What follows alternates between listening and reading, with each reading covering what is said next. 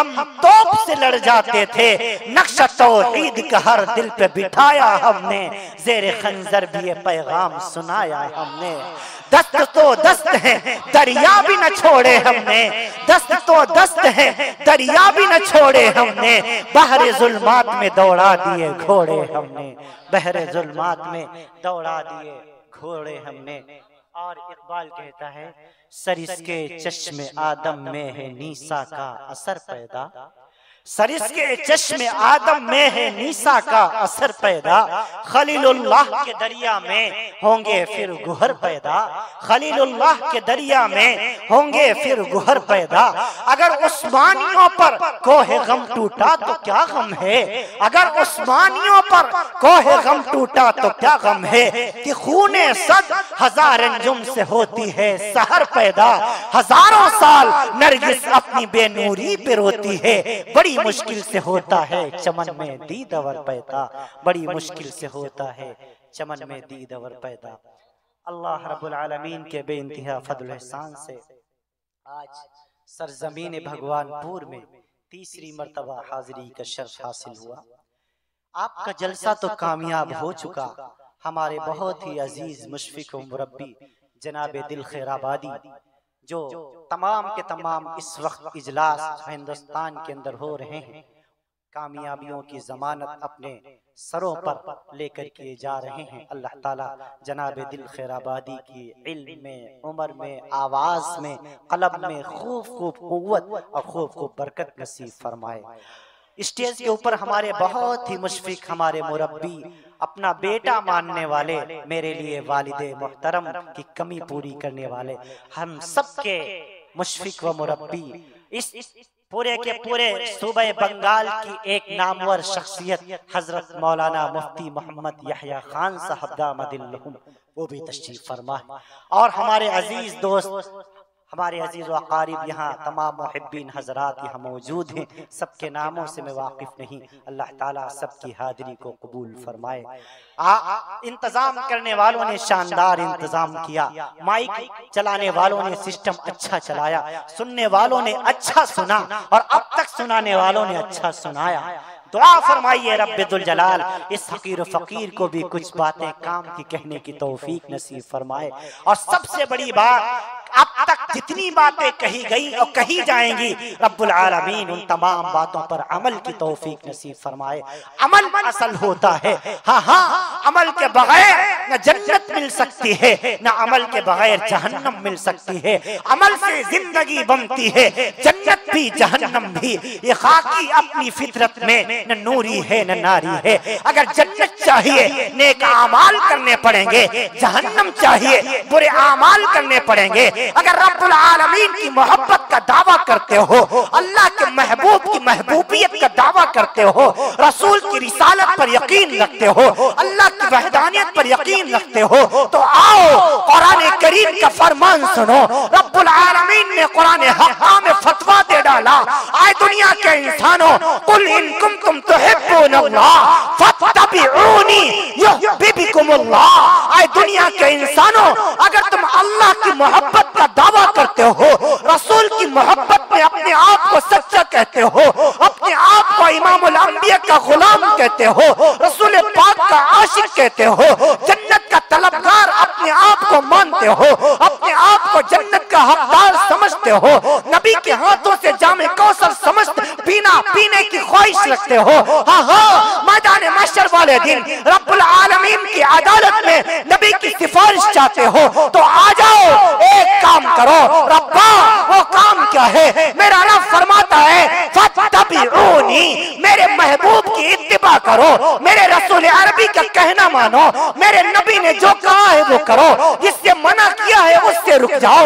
ला इलाहा हर में पापम इल्लल्लाह परम पिदम हिताउनी कुंट प्राप्त ज्योति जसपे नाम मोहम्मद। तुलसीदास जी महाराज कहते हैं, ऐ दुनिया के मनुष्य, अगर तू ला इलाहा कह लेगा, अल्लाह को एक मान लेगा, उसकी वहदानियत पर यकीन करेगा, उसी को अपना रब मानेगा, दिल में यकीन ये करेगा, हाँ हाँ, अल्लाह ही सब कुछ करने वाला है, बारिश बरसाने वाला अल्लाह है, बेटा देने वाला अल्लाह है, बेटी देने वाला अल्लाह है, इज्जत का मालिक अल्लाह है, जिल्लत का मालिक अल्लाह अल्लाह है, बादशाह देने वाला अल्लाह है, जलील करने वाला अल्लाह है। हाँ हाँ, और तू रसूल अरबी की रिसालत पर यकीन करेगा तो हर ने पापन तो पापों से मुक्त हो जाएगा।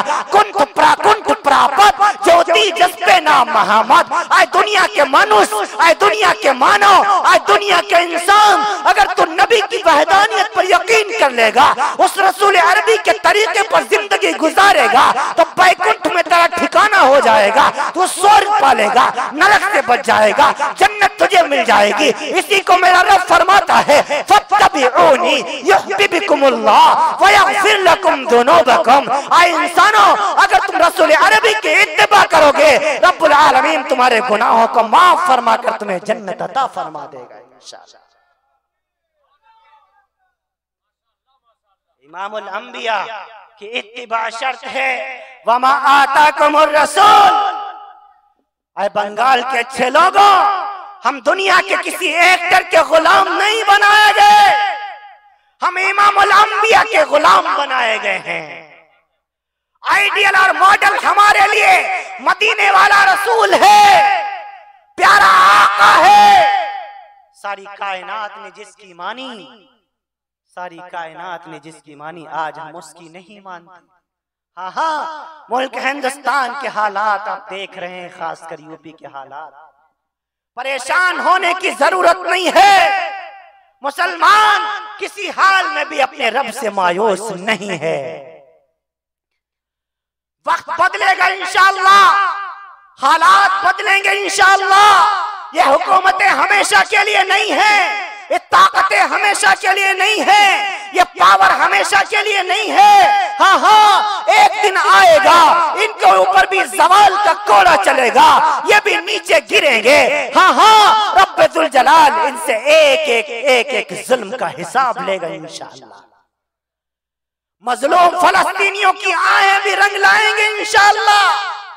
वल्लाह, जिसने अभी लॉस एंजलिस में आग लगाकर दुनिया की सुपर पावर को घुटनों पर लाके दिखा दिया, दिखाया कि नहीं दिखाया? तकरीबन 4,4 हजार किलोमीटर, 4,400 किलोमीटर का इलाका नजर आतिश हो गया। हजारों मकानात धुआं धुआं जल गए, सारी मशीनरी फेल हो गई, सारी की सारी टेक्नोलॉजी धरी की धरी रह गई। अमेरिका जैसी सुपर पावर हाँ हाँ दूसरों से मदद लेने पर मजबूर हो गई। रब ने बताया है, सुपर पावर अमेरिका नहीं है, सुपर पावर इसराइल नहीं है, सुपर पावर दुनिया के हुक्मरान नहीं है, सुपर पावर रब्बुल जलाल की जात है। जब चाहता है कुलिल्लाहुम्मा मालिकल मुल्क तुतिल मुल्क मन तशा, मेरे नबी कह दो सारा मुल्क अल्लाह का है, तुतिल मुल्क मन तशा। आलूसी ने रुहुल मानी में लिखा, जो तुम्हें दिया है ये भी रब का है। व तंज़िउल मुल्क मिम्मन तशा, जब चाहेगा रब्बुल जलाल तुम्हें इस कुर्सी से नीचे उतार के फेंक देगा। व तो इज़्ज़ु मन तशा, इज्जत का मालिक अल्लाह है। व तो ज़िल्लु मन तशा, जिल्लत का मालिक अल्लाह है। बियदिहिल खैर इन्नका अला कुल्ली शैइन कदीर, तुलिजुल लैल फिन नहार व तुलिजुन नहार फिल लैल व तुखरिजुल हय्य मिनल मय्यित व तुखरिजुल मय्यित मिनल हय्य व तर्ज़ुक़ु मन तशाउ बिगैरि हिसाब। ऐ लोगों, तुम रब की वहदानियत क्यों नहीं मानते? तुम रब के ऊपर मुकम्मल यकीन क्यों नहीं करते? तो अपने अल्लाह की ताकत का यकीन क्यों नहीं करते? हाँ हाँ, रब चाहे एक फकीर को उठाकर बादशाह बना दे, और रब चाहे एक बादशाह का कान पकड़कर गलियों में भीख के टुकड़े मांगने पर मजबूर कर दे। ये सब करने वाली जात रब्बुल जलाल की है, ये सब करने वाली जात तुम्हारे अल्लाह रब्बुल आलमीन की है। आए लोगों, उसी रब्बुल आलमीन की जात पर यकीन करना है, उसी महबूब दो आलम अहमद मुस्तफा मोहम्मद मुस्तफा सल्लल्लाहु अलैहि वसल्लम के लाए हुए दीन की पैरवी करना है। करेंगे इंशाअल्लाह। हाँ, हमारा नबी, सारे नबी के दीवाने बैठे हैं, सारे नबी के आशिक बैठे हैं। हमारी माएँ, बहनें, बेटियां, बच्चियां भी इतनी रात तक यहाँ बैठी हुई हैं, जलसा सुन रही हैं। अल्लाह ताला सबका सुनना कबूल फरमाए। यहाँ हमारे बहुत ही अजीज मुशफिक व मुरब्बी बहुत सारे अहबाब हैं, अफरोज़ भाई और दीगर हमारे तमाम हजरात हैं। अल्लाह ताला सबको सलामत रखे, अल्लाह ताला सबकी हाजिरी कबूल फरमाए। कमेटी का एक एक फर्द काबिल मुबारकबाद है। अल्लाह रब्बुल आलमीन हर एक को अपनी शान के मुताबिक अज्र नसीब फरमाए। आए हमारी माँ, आए मेरी प्यारी बहनों, आए मेरी बेटियों बच्चियों, उम्मत मुस्लिमा की बेटियों, उम्मत मुस्लिमा की माओ, अपने बच्चों को दीनी तालीम की तरफ आगे लेकर के आओ।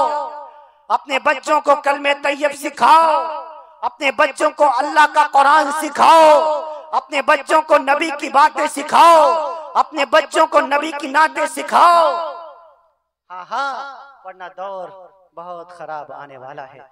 अभी हजरत हमारे बहुत ही मुशफिक करम फरमा हजरत मौलाना मुफ्ती मोहम्मद यहया खान साहब मददुल्लाहुल आली अपने खिताब में ऐसी जुबान हजरत बोलते थे कि हमारे को तो कुछ हवा ही नहीं लगी, पता नहीं क्या फरमा रहे हैं हजरत। दिल में आ रहा था काश उर्दू बोलते। सारे लोगों ने आज उर्दू में बयान किया, बड़ा बंगाल में जलसा हो रहा। मैंने फिर दिल में सोचा भी कोई आज बंगला मुकर्रिर नहीं था, बंगाल में जलसा हो और कोई बंगला मुकर्रिर ना हो, ऐसा हो ही नहीं सकता। तो रिकॉर्ड टूट जाता ना, फिर तो यूपी बन जाता ना। हज़रत मुफ्ती साहब ने उसकी कमी पूरी फरमा दी माशाल्लाह। आप हजरात जैसे अभी दिल भाई की आवाज़ मेरे कानों में पहुंची कि हमारे मुफ्ती साहब पर्दे के हवाले से बात फरमा रहे थे। हाँ, अब वो बातें तो आपकी समझ में आ गई होंगी। पर्दे का हुक्म रब के कुरान में है। पर्दा ये मुफ्ती यहया खान का फतवा नहीं है, मुफ्ती सलमान का फतवा नहीं है, दारूल देवबंद का फतवा नहीं है, मदाहिल सहारनपुर का फतवा नहीं है, ये फैज़ानुल कुरान गुजरात का फतवा नहीं है, दार अबू हनीफा जद्दा का फतवा नहीं है, जामिया अज़हर मिस्र का फतवा नहीं है। हाँ, ये रब के कुरान का फतवा है। अल्लाह ने कुरान मुकद्दस में फरमाया, आए मेरे महबूब आप अपनी बीवियों से कहिए और उम्मत की तमाम बेटियों से, माओं से कहिए कि तमाम गैर महरम मर्दों से अपने बालों को छुपाएं, अपने चेहरों को छुपाएं, जायज नहीं है। आज बाजारों में फिर रही है हमारी माएं, हमारी बहनें, हमारी बेटियां। आए मेरी बेटियों, आप किसी बाप की इज्जत हो, आप किसी भाई की आबरू हो, आप किसी बहन का गुरूर हो, आप किसी माँ की इज्जत हो। गलती से कोई ऐसी गलती न करना कि आपकी वजह से समाज में, मुआशरे में आपके भाई को सर नीचा करके चलना पड़े। आए मेरी बहना, कोई ऐसा कदम ना उठाना जिसकी वजह से तुम्हारे वालिद को मैं समाज के, मुआशरे के इंसानों के सामने सर नीचा करके चलना पड़े। कोई ऐसा काम न करना कि मोहल्ले की औरतों में आपकी माँ बात करने के काबिल न रहे। आए मेरी बहना, ये मेरा कहना मान ले। हाँ, कोई ऐसा काम न करना जिससे दुनिया में भी रुसवाई हो और आखिरत में भी रुसवाई हो। औरत का सबसे बड़ा जेवर हया है, औरत का सबसे बड़ा जेवर हया है, और ये जेवर इमामुल अंबिया ने तुम्हें पहनाया हुआ है। तुम्हें हुकूक अल्लाह के रसूल ने दिए हुए हैं। ये जो तुम आज मोहब्बतों के साथ घर के अंदर रखी जा रही हो, मोहब्बतों के साथ घर में तुम्हारी परवरिश होती है, घर में तुम्हारी खिदमत की जाती है। आए मेरी माओ, बहनों, बेटियों, बच्चियों, सुनो, ये मदीने वाले आका का सदका है। वरना इमामुल अंबिया से पहले तो औरतों को पैरों की जूती समझा जाता था, औरतों को नौकरानी समझा जाता था, घर की काम करने वाली गुलाम समझा जाता था, इस्तेमाल करके फेंकने वाली चीज समझा जाता था। उस मदीने वाले आका ने आकर के बताया, आए लोगों, अगर औरत माँ की शक्ल में है, इसके कदमों के नीचे जन्नत है। अगर ये बीवी की शक्ल में है, तुम्हारी जिंदगी में राहत का सामान है। अगर बेटी की शक्ल में है, अल्लाह की नेमत है, अल्लाह की रहमत है। बहन की शक्ल में है, अल्लाह की नेमत है। न जन्नत से दूर हुआ जाता है, न रहमत को छोड़ा जाता है, न बरकत को दूर किया जाता है, न अल्लाह की रहमतों और नेमतों को फरामोश किया जाता है। या इमामुल अंबिया ने औरतों का मकाम बताया। औरत किसी भी रूप में हो, औरत किसी भी रूप में हो, किसी भी शक्ल में हो, एहतराम के काबिल है, इज्जत के काबिल है। यह इज्जत और एहतराम तुम्हें मदीने वाले आका ने नसीब फरमाया। जब औरतों के हुकूक की बात आई, मुझे बहुत ताकत लगानी पड़ रही है, अगर हो सके थोड़ी आवाज बढ़ा दीजिए, मुझे बहुत ताकत लगानी पड़ रही है। हाँ, मैं अर्ज कर दूं आपसे, जब तलाक सलासा का मसला चला, मोदी जी औरतों को हुकूक दिलाना चाहते हैं, हमारे मुस्लिम खवातीन के हक में बात उठाना चाहते हैं, पार्लियामेंट के अंदर एक बिल बनाना चाहते हैं जिसमें औरतों को हुकूक दिया जाएगा। अमीनाबाद में मेरा खिताब था, मैंने दौरान खिताब कहा, औरतों को हुकूक किसी पीएम के बनाए हुए कानून से नहीं, मजहब इस्लाम के लाए हुए उसूल से मिलेगा। इस्लाम ने जितना औरतों को हुकूक दिए हैं उतना किसी मजहब ने नहीं दिए। आए मेरी माओ, आए मेरी बहनों, किसी बहकावे में नहीं आना है। जालिम चाहता है तुम्हें कुरान से दूर कर दिया जाए, जालिम चाहता है तुम्हें इस्लाम से दूर कर दिया जाए। नौजवानों, तुम भी कान खोल करके सुनो, कोई भी कदम उठाने से पहले मुफ्तियों से पूछा करो, आलिमों से पूछा करो, हाफिजों से पूछा करो, इमामों से पूछा करो, ये तुम्हारी सही रहनुमाई फरमाएंगे।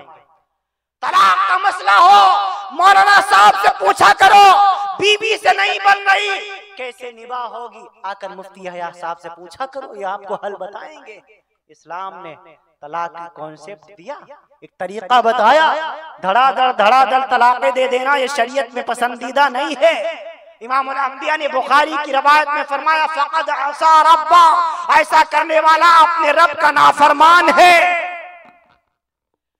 लेकिन अगर कोई एक मजलिस में 3 तलाक दे दे तो 3 वाकई हो जाती हैं। एक साहब कहने लगे, एक जगह मैंने बयान किया तो कहने लगे, जब गुनाह है 3 तलाक देना तो होगी कैसे, होगी कैसे? मैंने कहा गोली मारना सवाब है या गुनाह? कहने लगे गुनाह है। हमने कहा अगर मैं आपको मारूं 2-4 छर्रे तो लगेंगे या नहीं लगेंगे? आप मरेंगे कि नहीं मरेंगे? कहने लगा हाँ चोट तो लगेगी। मैंने कहा जैसे गोली देना जायज नहीं है, गोली मारना जायज नहीं है, लेकिन अगर मारी जाए तो बंदा मर जाएगा, ऐसे 3 तलाक बैक वक्त देना जायज नहीं है, लेकिन अगर कोई दे तो पड़ जाएगा। हमारे यहाँ मुफ्ती साहब, हमारे यहाँ लखीमपुर में एक मुनाजरा अहले हदीसों से इसी मसले पर, तो उधर से 3 तलाक के मसले पर उधर से मुनाजिर मुझे बनाया गया। अब सारे के सारे लोग आ गए, आखिरी वक्त में उन्होंने पुलिस में इतला कर दी कि ये मुफ्ती सलमान फसादी है, फसाद करवाना चाहता है, मुसलमानों को आपस में लड़ाना चाहते हैं। पुलिस वाले आगे मुझे पकड़ लिया और उधर के मुनाजिर को भी पकड़ लिया। कहा थाने ले चलता हूँ। सारी आवाम मौजूद थी। मैंने कहा सर ले चलना, लेकिन एक बात आप मुझे बताएं, थाने में ले जाकर के क्या करेंगे? कहा तुम्हें भी डंडे मारूंगा, इसे भी डंडे मारूंगा। मैंने कहा सर जरूर मारिए, मुझे 3 मारिए, 3 गिनिए, इसे 3 मारिए, 1 गिनिए। मैंने क्या कहा? मुझे 3 मारिए, 3 गिनिए, इसे 3 मारिए, 1 गिनिए। कहा ये क्यों? मैंने कहा हजरत, मैंने कहा सर झगड़ा यही है, हम कहते हैं 3-3 होती है, ये कहता है 3-1 होती है। वो समझ गया, कहने लगा क्या मतलब? तब अपना मौक़िफ़ उनको बताया। वो गैर मुस्लिम था, ठाकुर बिरादरी से ताल्लुक रखता था, लेकिन दे लिख करके उसने दिया। आज भी लखीमपुर के रिकॉर्ड में मौजूद है कि ये जो मुफ्ती सलमान कह रहा है, मैंने कहा पढ़ेंगी तो तीनों पढ़ेंगी, वरना एक भी नहीं पढ़ेंगी। एक कैसे पढ़ेगी? फरमाया तुम्हारा फैसला सही है, लिखित में वो आज भी वो पूरे तौर पर तहरीरी शक्ल में मेरे पास मेरी फतवा मौजूद है। हाँ, अगर 3 तलाक कोई अपनी बीवी को दे देता है, वो बीवी निकाह से निकल गई, फ़इन तल्लक़हा फ़ला तहिल्लु लहू हत्ता तनकिह ज़ौजन गैरा। फरमाया अगर किसी ने अपनी बीवी को 3 तलाक बैक वक्त दे दी, वो अब उसकी बीवी नहीं बन सकती। कब? जब तक हत्ता तनकिह ज़ौजन गैरा, जब तक किसी गैर की जौजियत में न चली जाए। अब तलाक मर्रतान, तलाक़ें सिर्फ 2 हैं। नौजवानों तलाक के मसाइल उलमा से पूछा करो। अब तलाक मर्रतान, फ़इम्साकुम इमसाकुम बिमारूफिन औ तसरीहुम बिइहसान वला यहिल्लु लकुम। कुरान करीम में अल्लाह ताला फरमाता है तुम अपनी बीवियों को जब तलाक दो तो उन्हें एक तलाक दो, उन्हें एक तलाक दो, फिर ठहर जाओ, शायद बात बन जाए। अपनी बीवी से अय्याम इद्दत के अंदर रुजू कर लो, अगर फिर भी ना बने दूसरे महीने दूसरी तलाक दे दो। अगर अय्याम इद्दत के अंदर अभी भी गुंजाइश बाकी है शायद रुजू कर लो। हाँ, और अगर फिर भी तुम्हारा निभा ना हो सके तो फिर अपनी बीवी को 3 तलाक दे करके फारिग कर दो। लेकिन याद रखो फ़इन तल्लक़हा फ़ला तहिल्लु लहू, अगर तुमने अपनी बीवी को 3 तलाक दे दी हत्ता तनकिह ज़ौजन गैरा, अब वो तुम्हारे लिए हलाल ना रही जब तक किसी गैर की बीवी ना बन जाए। ये कुरान करीम का फतवा है। तलाक एक हदीस बुखारी में है, अबवाबुल फितन में, मुफ्ती साहब बखूबी जानते हो कि मेरी ताईद फरमाएंगे। इमामुल अंबिया ने फरमाया जब दौर क़यामत करीब आएगा, तवज्जो, जब क़यामत करीब आएगी, दौर क़यामत क़ुर्ब क़यामत होगा, लोग तवज्जो, मेरे नबी ने फरमाया क़ुर्ब क़यामत होगा, क़यामत करीब आएगी, लोग अपनी बीवियों से जिना करेंगे। अल्लाह, लोग अपनी, अल्लाह अकबर कहिए, अपनी बीवियों से जिना करेंगे। हदीस मेरी समझ में नहीं आई, पर्ची लिखी शेख अमीरुल मोमिनीन फिल हदीस शेख यूनुस जौनपुरी रहमतुल्लाहि ताला अलैहि को। हमने कहा हजरत ये हदीस समझ में नहीं, जब बीवी है तो जिना कैसा, बीवी है जिना कैसा। हजरत ने 3-4 खूबसूरत जवाब दिए। कहा बेटे इसकी बहुत सी शक्लें हो सकती हैं। फरमाया एक शक्ल तो ये है बीवी अपने शौहर अपनी बीवी के पास जाए लेकिन उसके दिल में ख्याल किसी गैर मर्द का, गैर औरत का हो, यह भी जिना के हुक्म में है। एक तो ये शक्ल हो गई। दूसरी शक्ल ये है बाज मौके पर इंसान कोई कुफरिया जुमला निकाल देता है, कोई ऐसा कुफ्र का कलमा कह देता है कि उसे पता भी नहीं चलता कि ये कुफ्र का जुमला हमने कहा है। जैसे कुफरिया जुमला इसके जुबान से निकला वैसे ये दायरे इस्लाम से खारिज हो गया, इस्लाम से खारिज हो गया। और जब इस्लाम से खारिज हुआ तो इस्लाम भी गया, बीवी से निकाह भी टूटा। लेकिन ये लाइल्मी में अपनी बीवी के साथ रह रहा है, गोया अपनी बीवी के साथ जिना कर रहा है। एक तो ये शक्ल है। एक शक्ल ऐसी है कि बाज मौके पर बुढ़ापे की हालत में बंदे ने 3 तलाक दे दी, फिर समाज में रुसवाई के डर की वजह से किसी को बताया नहीं, लोग हंसेंगे और आपस में फिर से मिलना जुलना शुरू कर दिया। हजरत फरमाने लगे ये भी जिना की एक शक्ल है। आए लोगों उलमा को दुआएं दो, इनके करीब आया करो, इनके करीब आया करो, ये एक एक मसले का हल बताते हैं। मेरे नबी ने फरमाया क़ुर्ब क़यामत होगा, लोग अपनी बीवियों से जिना करेंगे। वो दौर आज के दौर में चल रहा है। लोग अपने पूरे तौर पर ऐसी बातें अपनी जुबान से निकाल देते हैं कि उन्हें पता नहीं होता कि वो कुफ्र का जुमला कह चुके होते हैं और दायरे इस्लाम से खारिज होकर अपनी बीवियों के साथ मुंह काला कर रहे होते हैं। हाँ, बहुत ज्यादा मुहतात होने की जरूरत है, बेदार होने की जरूरत है। मदारिस से अपने आप को करीब करो, उलमा से अपने आप को करीब करो, हाफिजों से अपने आप को करीब करो, मुफ्तियों से अपने आप को करीब करो। हाँ, तभी तुम्हें सही इल्म हो पाएगा। जरूरत है इस बात की, इल्म का सही होना। अगर इल्म गलत हुआ तो सारे मसले गलत होते चले जाएंगे। ऐ लोगों, सही इल्म हासिल करो, अपने बच्चों को सही इल्म पढ़ाओ, खुद भी सही इल्म पढ़ो, सही इल्म सीखो। सोशल मीडिया और यूट्यूब और फेसबुक से कोई मुफ्ती नहीं बन जाता, कोई से आलिम नहीं बन जाता जब तक अकाबिर उलमा की जूतियां सीधी न की जाएं। ऐ लोगों, हर मसले पर मुफ्तियों से राब्ते किया करो, हर मसले पर उलमाए कराम की राय लिया करो। मुल्क हिंदुस्तान के हालात अच्छे नहीं हैं। देखो अभी हमारे यूपी के अंदर, खासकर यूपी, एक साहब ने कहा जरा आप बताइएगा तो सही क्या हुआ वहां पर महाकुंभ। हालांकि मैं इन टॉपिक के ऊपर ज्यादा बात किया नहीं करता हूँ क्योंकि हमारे पास अहादीस की कमी नहीं, अल्लाह के कुरान की कमी नहीं। हाँ, लेकिन वक्त का तकादा यह है कि हालात से आगाह किया जाए, उस पर भी रोशनी डाली जाए। मुसलमानों की एंट्री पर बैन लगा दिया गया, कोई मुसलमान नहीं जा सकता, कोई मुसलमान वहां पर दुकान नहीं लगा सकता। हाँ हाँ, कोई वहां अपनी सामान की खरीद और फरोख्त नहीं कर सकता, क्या फर्क पड़ता है? नहीं जाने दिया गया मुसलमानों को, मुसलमान नहीं गए। हाँ हाँ, इजाजत नहीं दी गई, मुसलमान अपना कारोबार फिर भी कर रहे हैं। उनकी दुकानें दूसरी जगह लगी हैं कि नहीं लगी हैं? हाँ हाँ, उनके काम चल रहे हैं कि नहीं चल रहे हैं? खूब याद रखो, तुम्हारे रिस्क का वादा तुम्हारे रब्बुल जलाल ने लिया हुआ है। अल्लाह तुम्हें रिस्क देगा, रिस्क तुम्हें ढूंढ रहा है और तुम तक पहुंच के रहेगा।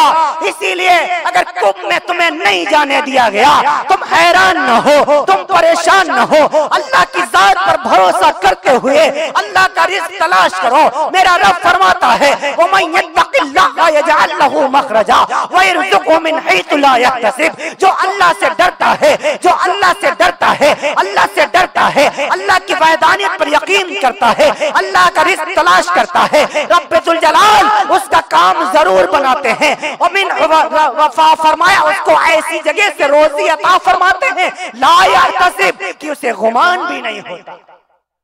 तुमने हमें जाने नहीं दिया, लेकिन जब जरूरत पड़ी तो हम ही तुम्हारे काम आए।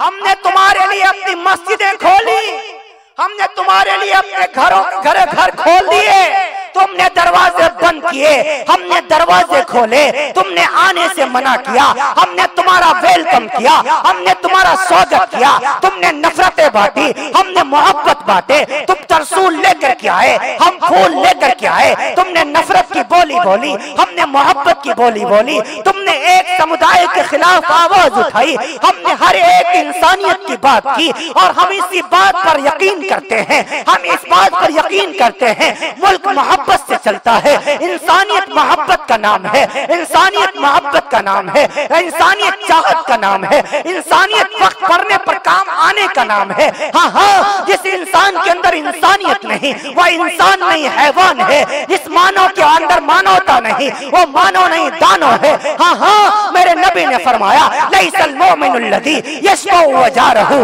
व जाइउन इला दम्बी। अगर कोई तुम्हारा पड़ोसी भूखा है, ख्वाह वो गैर मुस्लिम ही क्यों ना हो, कोई तुम्हारा पड़ोसी जरूरतमंद है, ख्वाह वो गैर मुस्लिम ही क्यों ना हो, अगर तुमने उसकी जरूरत पूरी नहीं की तो लैसल मोमिन, तुम सच्चे मुसलमान नहीं हो। हाँ हाँ, यह इस्लाम की सच्ची तस्वीर है, यह इस्लाम का पैगाम है। हाँ हाँ, आए मुल्क हिंदुस्तान के हिंदू भाइयों, तुमने हमें आने से रोका, हमें कोई फिक्र नहीं है। तुमने हमारी दुकानें नहीं लगने दी, हमें कोई गिला नहीं है। लेकिन एक बात मैं ऐलान कहता हूं, तुम्हें जब जब हमारी जरूरत पड़ेगी, हम हर एतबार से तुम्हारे साथ खड़े रहेंगे इंशाअल्लाह। यह इस्लाम का पैगाम है, यह कुरान का पैगाम है। हम इस्लाम वाले हैं, हम कुरान वाले हैं, हम कुरान वाले हैं। हमारे यहाँ नफरतें नहीं सिखाई जाती। मकतब, अपने बच्चों को मकतब में भेजिए, बच्चों को मकतब में भेजिए। यहाँ इंसान बनाए जाते हैं, मुसलमान भी बनाए जाते हैं, और खासकर इंसानियत सिखाई जाती है। मदारिस न दहशत सिखाता है, मदारिस न नफरत सिखाता है, मदारिस आपस में मोहब्बत की बात करता है। मदरसों में मोहब्बत सिखाई जाती है और मोहब्बत पढ़ाई जाती है और मोहब्बत घोल कर पिलाई जाती है। जितने हमारे तालिब इल्म भाई बैठे हुए हैं, टोपियां नजर आ रही हैं। हाँ हाँ, जाइए आप इनकी तलाशी लीजिए, कुछ ना मिलेगा। एयरपोर्ट के ऊपर अभी आज की कल की मैं बात बता रहा हूँ, जब मैं आया लखनऊ एयरपोर्ट के ऊपर, यही तो रोना है। सिर्फ हमारे साथ ही क्यों, सिर्फ हमारे साथ ही क्यों, फिर निशाने पर दाढ़ी ही क्यों। एक दाढ़ी सिख भी तो रखता है, वो भी हमारा भाई है। एक पगड़ी वो भी तो बांधता है, वो भी तो हमारा भाई है। उसके साथ ऐसा क्यों नहीं। हमारी पगड़ी उतरवाई गई, हमारे शूज उतरवाए गए, हमारी शेरवानी उतार के पूरे तौर पर मशीन में डलवाई गई। कहीं इसमें कोई बम तो नहीं है। वो मुसलमान जो अमन की बात करता है, जो मोहब्बत की बात करता है, जो इंसानियत का पाठ पढ़ाता है, आखिर उसके साथ इतना जुल्म क्यों, उसको इतनी शक की निगाह से क्यों देखा जा रहा है? वो ऑफिसर जो चेक कर रहा था वो मेरी जेब में हाथ डाल रहा है, इसमें क्या है?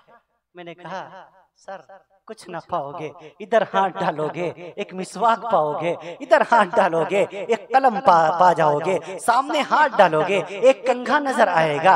हाँ हाँ, और अगर ज्यादा अमीर है तो एक इतर की शीशी नजर आएगी। आप छीन लो मेरी मिसवाक, ले लो मेरा इतर, ले लो मेरा कंघा, दूसरा खरीद लूंगा, लेकिन मोहब्बत की बात हिंदुस्तानी अवाम को मैं बताता रहूंगा इंशाअल्लाह। ये हो रहा है, ये हो रहा है। आए मेरे नौजवानों, इल्म के मैदान में तुम्हें आगे आना होगा, अपने उलमा की कुर्बानियों को याद करना होगा। इस मुल्क हिंदुस्तान के अंदर तुम बराबर के शरीक हो, तुम्हें डरने की जरूरत नहीं है, तुम्हें घबराने की जरूरत नहीं है। तुम बाइज्जत शहरी हो, बाइज्जत बाशिंदे हो। तुम्हारे बड़ों ने बड़ी बड़ी कुर्बानियां दी हैं, तुम्हारे बड़ों ने अपनी गर्दनें कटाई हैं, अपनी बीवियों को बेवा बनाया है, बच्चों को यतीम बनाया है, अपने सरों को इस मुल्क हिंदुस्तान की खातिर धड़ से अलग किया है। हाँ हाँ, आज हमसे वफादारी का सबूत मांगने वालों, जाओ दिल्ली के चांदनी चौक पर चले जाओ, हमारी वफादारी का सबूत मिल जाएगा। जाओ दरियाए दजला में जाकर के देखो, हाँ हाँ, हमारी वफादारी का सबूत मिल जाएगा। पाकिस्तान की लाल मस्जिद के अंदर, जिसके अंदर फांसी का फंदा बनाया गया था, अंग्रेज मौलाना टॉम्स अपनी किताब द हिस्ट्री ऑफ इंडियन में लिखता है, एक एक दिन में 400 उलमा इकराम को फांसी दी जाती थी। टॉम्स लिखता है मुसलमानों को सुअर की खाल के बने हुए बोरों में बंद किया गया था, ऊपर से गोलियों का निशाना बनाया गया था। टॉम्स लिखता है बोरियों में भरकर दरिया में डाला गया था। टॉम्स लिखता है 1857 से लेकर के 1947 तक कमोबेश 4 लाख उलमा इकराम को शहीद किया गया। आओ मुझसे सबूत मांगते हो, मुझसे वफादारी का सबूत मांगते हो, आओ दिल्ली का लाल किला देखो, मुझे मेरी वफादारी का सबूत है। दिल्ली की जामा मस्जिद देखो, मेरी वफादारी का सबूत है। आगरे का ताजमहल देखो, मेरी वफादारी का सबूत है। नवाब आसिफुद्दौला का पूरे तौर पर इमाम बाड़ा देखो, मेरी वफादारी का सबूत है। दरियाए गंगा और जमुना का वो पानी जो हमारे खून से सुर्ख किया गया था, हमारी वफादारी का सबूत है। प्लासी का मैदान बंगाल के अंदर 1789 में सिराजुद्दौला की क़यादत में जो जंग लड़ी गई, वहाँ आयन मैदान जंग में मीर बाकी गद्दारी कर गया। आयन मैदान जंग में सिराजुद्दौला रहमतुल्लाहि अलैहि शहीद हुए। ये शहादत हमारी वफादारी का सबूत है। आओ कितने वफादारी के सबूत दूं। हाँ हाँ, हम इस मुल्क के वफादार थे, हैं और इंशाअल्लाह वफादार रहेंगे। अगर मुसलमान है तो फिर वफादार होना चाहिए। मुसलमान है तो गद्दार नहीं हो सकता। मुसलमान है तो जरूरी है वफादार बने। हाँ हाँ, हमारे मजहब ने सिखाया जैसे हम अपने ईमान की हिफाजत करें, अपने इस्लाम की हिफाजत करें, अपने कुरान की हिफाजत करें, जरूरत पड़े ऐसे ही हम अपने मुल्क हिंदुस्तान की भी हिफाजत करें। और हमारे बड़ों ने की है, हमारे बड़ों ने की है। ये सब बातें आपको कहाँ मिलेंगी? मकतब में मिलेंगी। अपने बच्चों को मदारिस में भेजेंगे इंशाअल्लाह। मैं भी मदरसे वाला हूँ, मैं भी मकतब वाला हूँ। कभी मैं भी टूटी चटाई पर बैठ करके क़ाल अल्लाह क़ाल रसूल पढ़ा करता था।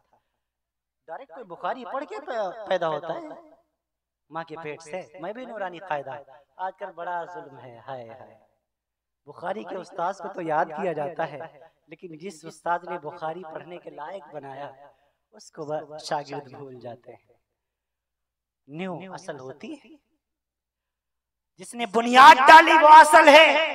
याद रखो तालिबे इल्म भाइयों, तुम्हें नूरानी कायदा पढ़ाने वाला, बगदादी कायदा पढ़ाने वाला, पहला सिपारा पढ़ाने वाला, पहले कलमे तैयब याद कराने वाला तुम्हारा सबसे बड़ा उस्ताद है। ये तुम्हारी ज्यादा दुआओं का हकदार है। आज नूरानी कायदा पढ़ाने वाले को कोई उस्ताद ही नहीं समझता। ये इनका हक जाया करना है। हाँ हाँ, अगर इन्होंने नूरानी कायदे से ना पढ़ाया होता, आज हम बुखारी पढ़ने के काबिल हो पाते? नहीं हो पाते ना। इनको भी याद करना जरूरी है। चटाई पर बैठकर अपने बच्चों को अल्लाह का कुरान पढ़ाओ, नबी की हदीसें पढ़ाओ, अपने बच्चों का मुस्तकबिल संवारो। मैं अपनी बहनों से कहा करता हूँ, आए मेरी बहनों, आपका गोद आपके बच्चे का पहला मदरसा है। मदरसा बच्चा बहुत बाद में जाता है, जब होश संभाल लेता है, जब बोलने के काबिल हो जाता है। और माँ की गोद में बच्चा बचपन से रहता है, बचपन से रहता है। इसीलिए मेरी माँ, मेरी बहनों, अपने बच्चे को अपनी गोद में फकत दूध मत पिलाना, इस दूध के साथ इमामुल अंबिया की सुन्नतें घोल के पिला देना। हाँ हाँ, जिस तरीके से माँ के दूध का असर जिंदगी की आखिरी सांस तक रहता है, इसी तरीके से माँ की तरबियत, गोद में तरबियत में पले हुए बड़े बच्चे की तरबियत का असर जिंदगी की आखिरी सांस तक रहता है। इसीलिए माँ बाप बच्चे के पहले मुदर्रिस। आए लोगों, अपने बच्चों की सही तरबियत करो। बहुत ज्यादा देर अब आपके दरमियान नहीं रहूंगा, बस चंद गुजारिशात करके फिर इंशाल्लाह दुआ होगी। मैं अर्ज कर दूं, आप हजरात तशरीफ रखें। बहुत कसीर तादाद में आप हजरात अब तक है, अब तक तो जलसा खत्म हो जाना चाहिए था, 1 बज रहा है। अल्लाह ताला आप सबकी आमद को शर्फ कबूलियत से नवाज दे। मैं अर्ज कर रहा हूँ आपसे, इन मदरसों के अंदर सिखाया जाता है, बेटे नबी चलते कैसे थे, बेटे नबी बैठते कैसे थे, नबी उठते कैसे थे, नबी खाते कैसे थे, नबी पीते कैसे थे, नबी कितनी सांसों में पानी पिया करते थे, नबी ने अम्मा के बारे में क्या फरमाया, नबी ने अब्बा के बारे में क्या फरमाया, नबी ने खाला के बारे में क्या फरमाया, नबी ने चचा के बारे में क्या फरमाया, नबी ने मामा के बारे में क्या फरमाया, नबी ने आम मुसलमानों के बारे में क्या फरमाया, नबी ने उलमा के बारे में क्या फरमाया, नबी ने गैर मुस्लिम भाइयों के साथ हुस्न सुलूक कैसे करना है कैसे बताया। ये तमाम बातें आपके बच्चे को मकतब में सिखाई जाती हैं, मदरसे में सिखाया जाता है। आए मेरे बच्चों, आए मेरे बच्चों, हाँ हाँ, अपनी अम्मा के सामने ऊंची आवाज से बात न करना, मदरसे में सिखाया जाता है। फ़इन्नल जन्नत इंद रिजलिहा, माँ के कदमों तले जन्नत है। हाय हाय, आए मेरे अजीजों, मेरे पास मेरी माँ नहीं है। पिछली बार जब मैं आया था आपके यहाँ, मेरे पास मेरी माँ थी, आज मेरे पास मेरी माँ नहीं है। पिछली बार थी, बीमार थी, मैंने अर्ज भी किया था, शायद आपको याद भी हो। अब मैं अपनी माँ को खो चुका हूँ। 2022 12 जून सन 2022 बरोज पीर मेरी माँ मुझे छोड़ के चली गई। अजीजों, अगर आपकी मौजूद है आप उसकी कदर करो, आपकी हयात है आप उसकी कदर करो, वरना ऐसे ही रोते फिरोगे जैसे मैं रो रहा हूँ। आज अल्लाह का शुक्र है मेरे पास सब कुछ मौजूद है। अल्लाह ने दौलत भी दी है, इज्जत भी दी है, शोहरत भी दी है, बेटा भी दिया है, बेटी भी दी है, बीवी भी दी है, लेकिन हमारे पास दुआ देने वाली माँ मौजूद नहीं है। आए लोगों, माँ की कदर करो, माँ की कदर करो। ये मदीने वाले आका ने तुम्हें पैगाम दिया है। जब मेरी माँ मौजूद थी, जब मैं चला करता था सफर करने, सफर में निकला करता था, मैं अपनी अम्मी जान को फोन करके कहता, माँ आज फला जगह जा रहा हूँ, दुआ कर दीजिएगा, दुआ फरमा दीजिएगा अल्लाह से। मेरी माँ दुआ के लिए हाथ उठा देती। नौजवानों, जब तक मेरी माँ जिंदा रही मुझे किसी की दुआ की जरूरत नहीं पड़ी। जिस दिन से माँ चली गई, हर एक के सामने हाथ फैलाता रहता हूँ, भाई मेरे लिए अल्लाह से दुआ कर दीजिए, भाई मेरे लिए अल्लाह से दुआ कर दीजिए। जब माँ मौजूद थी, जब भी मुझे कुछ हाजत होती, माँ से कहता, माँ अल्लाह से कह दीजिए मेरा एक काम बना दे। माँ के बूढ़े हाथ आसमान की तरफ उठते, दुआ मांग देती, दुआ कर देती, अल्लाह को काम बना दिया करता था। अब ये दुआ करने वाली माँ मेरे पास नहीं है। जब सफर पे जाता, अम्मा जान फला जगह जा रहा हूँ, माँ फला जगह जा रहा हूँ, मुर्शिदाबाद जा रहा हूँ, मिदनापुर जा रहा हूँ, भगवानपुर जा रहा हूँ, मगरी बंगाल आंध्र प्रदेश जा रहा हूँ, दुआ फरमा दीजिएगा। आखिरी ईद जो थी मेरी माँ ने मेरे साथ गुजारी, मेरे मदरसे में मेरे साथ में। मुर्शिदाबाद आप ही के यहाँ मगरी बंगाल का सफर था, मुर्शिदाबाद आना था, बागडोगरा से साहब मुझे रिसीव करने के लिए आने वाले थे।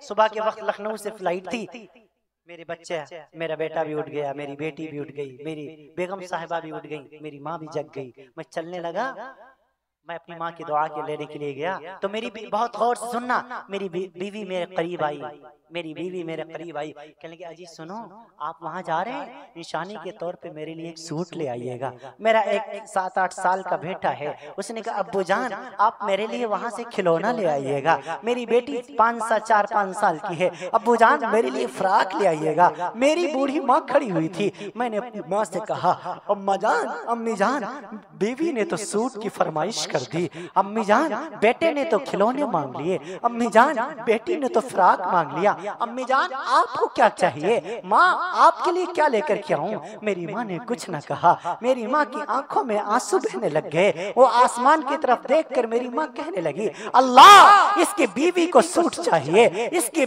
बेटे को खिलौने चाहिए, इसकी बेटी को फ्राक चाहिए, अल्लाह मुझे कुछ नहीं चाहिए, मुझे तो मेरा बेटा ही चाहिए, अल्लाह मुझे मेरे बेटे को वापस लेकर के आ जाना, यही मेरी सबसे कीमती दौलत है, यही मेरी जिंदगी की पूंजी है, यही मेरी अटलियों का अरमान है, अल्लाह मेरे बेटे को सलामत लेकर के आना। मैं माँ से लिपट के रोने लग गया, मैं माँ से लिपट के रोने लग गया, देर तक रोता रहा। मेरी माँ ने आंसुओं के साथ मुझे रुखसत किया। जब घर जाता फोन कर देता अम्मी जान आज घर आ रहा हूँ, आप सो जाना देर हो जाएगी, फ्लाइट देर से पहुँच रही है। घर वाले सो जाते, मेरी बेगम साहबा सो जाया करती, बेटी सो जाती, बेटा सो जाता, लेकिन बूढ़ी माँ की बूढ़ी आंखें जागकर बेटे का इंतजार किया करती थी। जैसे मैं कुंडी खटखटाता मेरी माँ दरवाजा खोलती, ऐसा लगता था माँ इंतजार कर रही है, ऐसा लगता था माँ जागी हुई है, ऐसा लगता था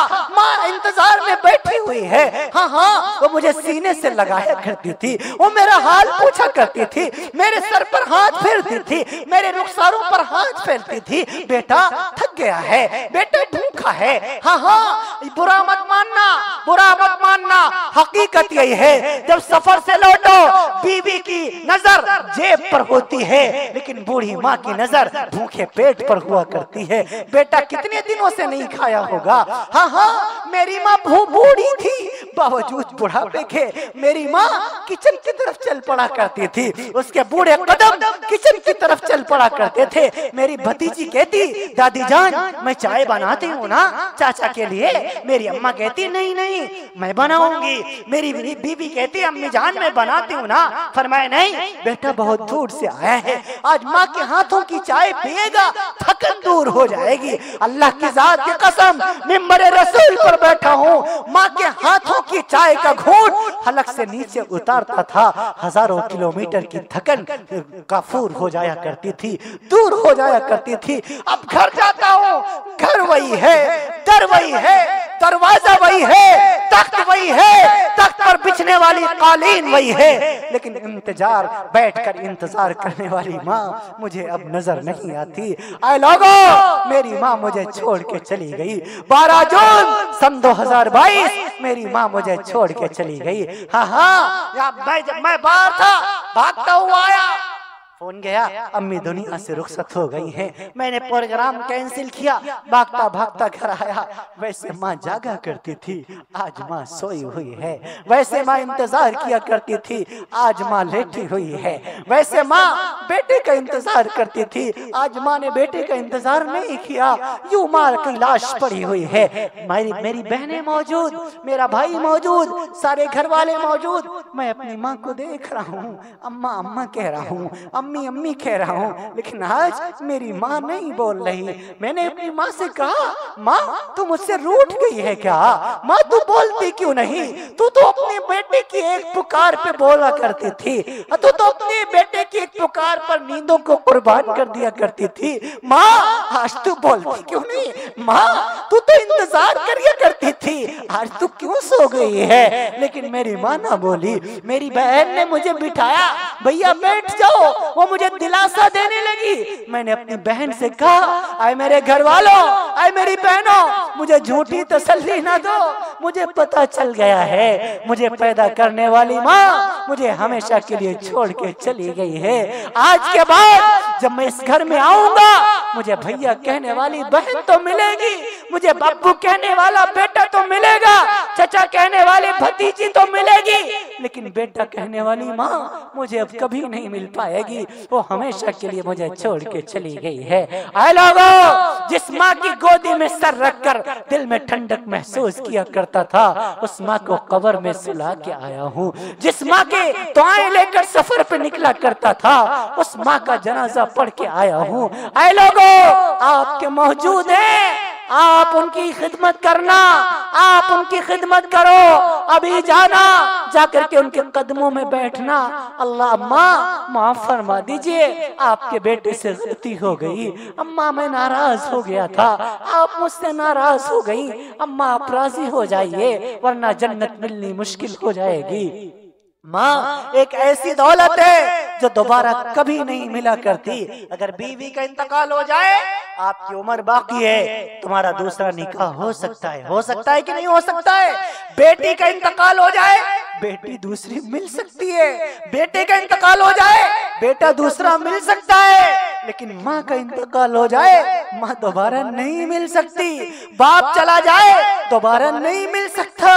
वालिदैन अल्लाह की वो कीमती सरमाया है, अल्लाह की वो कीमती नेमतें हैं जिनका बदल दुनिया में कोई नहीं है।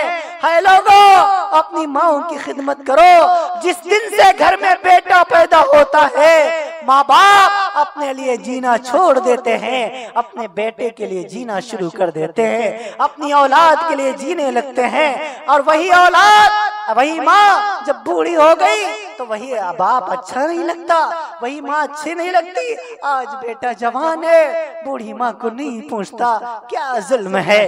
कयामत आने वाली है। नबी से पूछा गया, प्यारे आका कयामत कब आएगी? कहा अल्लाह ही जानता है कब आएगी, कुछ निशानी बता दीजिए।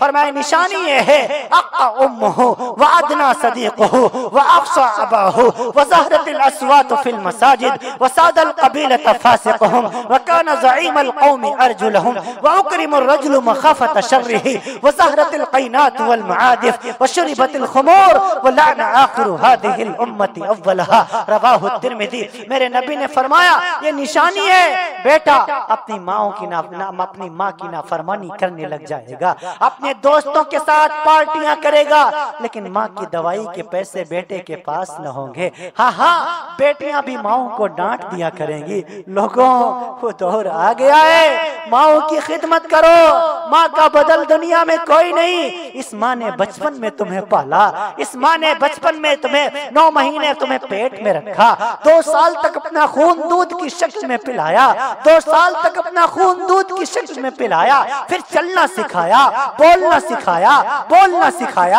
उठना सिखाया, बैठना सिखाया, कलमे तैयब सिखाया, अल्लाह की पहचान कराई, रसूलुल्लाह की पहचान कराई, तुम्हें तमीज सिखाई, तुम्हारी बचपन की गलतियों को फरामोश किया। तुम बचपन में कितना अपनी माँ को परेशान किया करते थे, लेकिन तुम्हारी माँ एक बार भी मुंह ना बनाती थी, एक बार भी तुमसे नाराज न होती थी। जब भी कहीं जाती साथ में तुम्हें ले जाती। ईद का मौका आता था, अपने कपड़े नहीं बनवाती, तुम्हारे कपड़े लेके आती थी।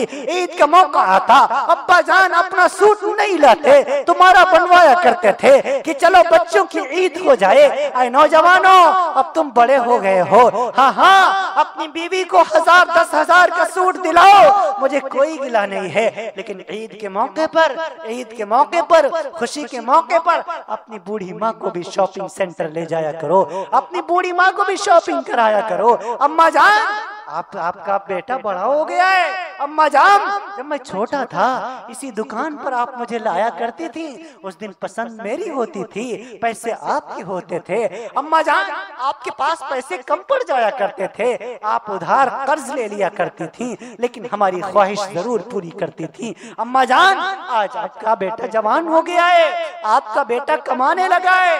अम्मा जान, ईद का मौका है, आज पसंद आपकी होगी, पैसे आपके बेटे के होंगे। अपनी पसंद की आप साड़ी खरीद लीजिए, अपने पसंद का कपड़ा खरीद लीजिए, अपने पसंद का दुपट्टा खरीद लीजिए, अपने पसंद की चूड़ी खरीद लीजिए, अपने पसंद की चप्पलें और खरीद लीजिए। अल्लाह की कसम, आपकी माँ आपको दिल से दुआएं देगी। आपने बूढ़े बाप से कहा करो, अब्बा जान चलिए चल करके अपने कपड़े ले आइए, अपने लिए टोपी ले आइए, अपने लिए रुमाल ले आइए, अपने लिए मफलर ले आइए, अपने लिए तहबंद ले आइए, लुंगी ले आइए। अल्लाह की कसम आपका बाप आपको इतनी दुआएं देगा, हाँ हाँ, कि सारी नस्लें आपकी आबाद हो जाएंगी, आपके बेटे आबाद हो जाएंगे, पोते आबाद हो जाएंगे। आए मेरी बहनों, आए मेरी माँ, आप आए मेरी अजीजा बहनों, आपसे भी मैं गुजारिश करने लग गया हूँ, आप भी अपने घरों में मोहब्बत के पैगाम को जिंदा करो, आप भी नफरत के पैगाम को खत्म करो, मोहब्बत के पैगाम को जिंदा करो। हफ्ते में एक दिन अपनी बूढ़ी सास के पास आया करो और कहा करो, अम्मी जान, खाला जान, जो कुछ आप अपनी लैंग्वेज में कहती हो कह दिया करो कि कल को तुम्हारे बेटे का मर्जी का घर में खाना बना, परसों तुम्हारी पोती का की मर्जी का घर में खाना बना। अम्मा जान, मेरी सास मोहतरमा, मेरे प्यारे शौहर की माँ, आज आपकी मर्जी का घर में खाना बनेगा। आप बताइए तो सही, कौन सी चीज खाने का आपको दिल करता है, कौन सी चीज आप खाना पसंद करेंगी। हफ्ते में एक दिन कह दिया करो, सास बहू के झगड़े खत्म हो जाएंगे। अल्लाह की कसम, जिस दिन से इस उम्मत की बहू अपनी सास को माँ समझने लगेगी, इस उम्मत की सास भी अपनी बहू को बेटी समझने लगेगी। ताली दोनों हाथों से बजती है। मोहब्बत के पैगाम को आम करो, नफरतों को खत्म करो। जिंदगी बहुत थोड़ी है, इस थोड़ी सी जिंदगी को खूबसूरती के साथ गुजारो। किसी का हक ना मारो, किसी का हक ना मारो, हर एक का हक दे करके दुनिया से जाओ। कुरान करीम में रब्बुल जलाल ने फरमाया, इन्नल्लाह यअमुरु बिल अदल वल इहसान व ईताइ दिल कुर्बा व यनहा अनिल फहशाइ वल मुनकरि वल बग़य यईदुकुम लअल्लकुम तज़क्करून। लोगो, अल्लाह तुम्हें इंसाफ का हुक्म देता है, अदल का हुक्म देता है, एहसान का हुक्म देता है। ऐ लोगो, अल्लाह तुम्हें बुराइयों से बचने का हुक्म देता है, रिश्तेदारों के साथ हुस्न सलूक करने का हुक्म देता है, गरीबों के साथ हुस्न सलूक करने का हुक्म देता है। ऐ लोगों, मोहब्बत के साथ जिंदगी गुजारो, हर एक के साथ मोहब्बत के पैगाम को आम करो, नफरतों को खत्म करो। कुछ नहीं रखा है नफरत में, कुछ नहीं रखा है नफरत में। जिंदगी बहुत थोड़ी है, इस थोड़ी सी जिंदगी को मोहब्बत के साथ गुजारो। कम से कम तुम्हारे जाने के बाद 4 आदमी मोहब्बत से तुम्हारा नाम लेने वाले तो मौजूद रहे, 4 आदमी मोहब्बत से तुम्हारे नाम लेने वाले तो जिंदा रहे। ऐ लोगों, बातें तो बहुत सी कहने को हैं, लेकिन वक्त भी काफी हो चुका है, तबीयत में भी बशाशत नहीं है, थकन के भी बहुत ज्यादा एहसासात हैं। आप मेरे अपने हैं, आप हजरात से माजरत के साथ अब आप हजरात से रुखसत चाहता हूँ। कल फिर खिताब करना है, परसों लखनऊ का तवील सफर है। आप अपने भाई को अपनी मुखलिसाना दुआओं में जरूर याद रखिएगा। मैं अपनी बहनों से भी कहूँगा, अपनी माओं से भी कहूँगा, अपनी बेटियों से भी कहूँगा, आप भी अपने इस भाई को, आप अपने बेटे को अपनी दुआओं में जरूर याद रखिएगा। हाँ हाँ, मेरी कोई माँ नहीं है, आप ही मेरी माँ है। मेरा कोई बाप नहीं है। कोई बूढ़े शख्स सफेद दाढ़ी वाले को देखता हूँ, मुझे मेरे बाप का चेहरा नजर आता है। आज मेरा एक बाप तो चला गया, न जाने कितने बाप की दुआएं मुझे मिलती हैं। आज मैं एक अपनी माँ को तो खो चुका हूँ, न जाने कितनी मुझे मेरी माँ की माओं की दुआएं मिल जाती हैं। मैं अपने 2 भाइयों को छोड़ के यहाँ आया हूँ। कितने मेरे भाई यहाँ बैठे हुए हैं जो मुझे अपने भाई से ज्यादा प्यार करते हैं, भाई से ज्यादा मोहब्बत करते हैं। अल्लाह आप सबकी मोहब्बतों को कबूल फरमाए, अल्लाह आप सबकी आमद को कबूल फरमाए, अल्लाह आप सबकी हाजिरी को कबूल फरमाए, अल्लाह ताला आपके बैठने को सुनने को कबूल फरमाए। जिन हजरात ने जिस एतबार से इन उलमाए कराम की, शुअराए कराम की इस इजलास की खिदमत की है, अल्लाह हर एक को अपनी शान के मुताबिक अज्र नसीब फरमाए। लैतक तहलु वल अयाम मरीरतुन व लैतक तरदा वल नआम गदाबु व लैतल्लज़ी बैनी व बैनक आमिरुन व बैनल आलमीन खराबु। ऐ खुदा, जिसमें जब तक कि मेरे जान रहे, तेरे सदके तेरे महबूब पे कुर्बान रहे, कुछ रहे या न रहे, पर ये दुआ है कि ला मौत के वक्त सलामत हम सबका ईमान रहे। व आखिरु दअवाना अनिल हम्दुलिल्लाहि रब्बिल आलमीन। अच्छा, जी जी, ये कैमरे बंद कर दीजिए भैया, कैमरे बंद कर दीजिए। भाई, आपकी अभी मुझे इत्तला मिली, आपकी मस्जिद का काम चल रहा है। मैं आप